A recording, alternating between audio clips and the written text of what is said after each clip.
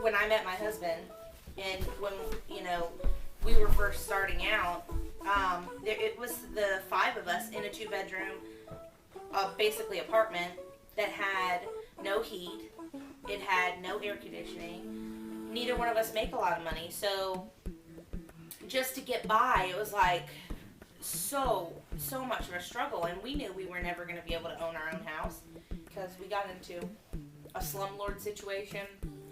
And it was a bad house. We needed to get out of it, but because it was just me, I couldn't afford to, pay for anything decent. And so I had a friend who was telling me about different opportunities they had, like lower income rentals and, different things.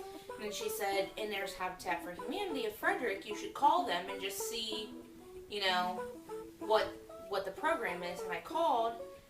And the lady told me to send in a bunch of information, and like that afternoon, I had all the information into her. And then after that, it was probably only like 2 weeks, and they called and said that I had been accepted for the program. So I was really excited about that. For me, it was even more so that we got to be the experience. We were here all the time. It would have been great if they would have said, "Hey, here's a house. Here you go, live in it. You can pay for it, have it." But I think it was 110 times better that we built everything. Like, I can look at the wall and say, "Hey, I put that up." Or I can look at the light fixture and I can say, I picked that out. Or my countertops, I picked them out. I helped put them in.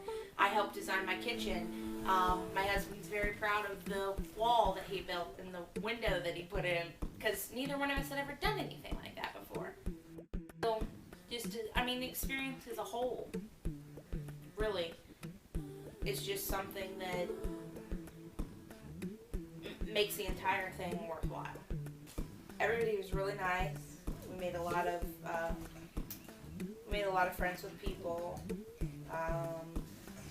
Met a lot of people that we didn't know, because we've always lived in Middletown. We just lived down the street and we rented a house down there, but we just kind of lived there. We didn't really feel like we were part of the community or anything. But through this experience, because our house, the volunteers all came from the local churches, like Habitat recruited them all from the local churches and stuff. A lot of the people are people that go to the same grocery store, go to the same church, or their kids go to school with our kids. So it was really nice to get to know people. And now when we see them, I can say, "Hi, how are you?" When before it was just whomever. This house originally was actually for another person, and we were not sure when our house was ever going to be built.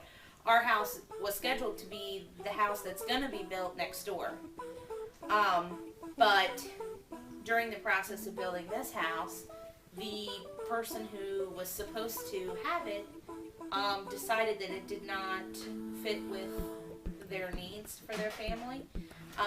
So I actually had been here the whole time, though, working on it, because I live right down the street. So I needed to get in hours, irregardless of whether it was my house or not.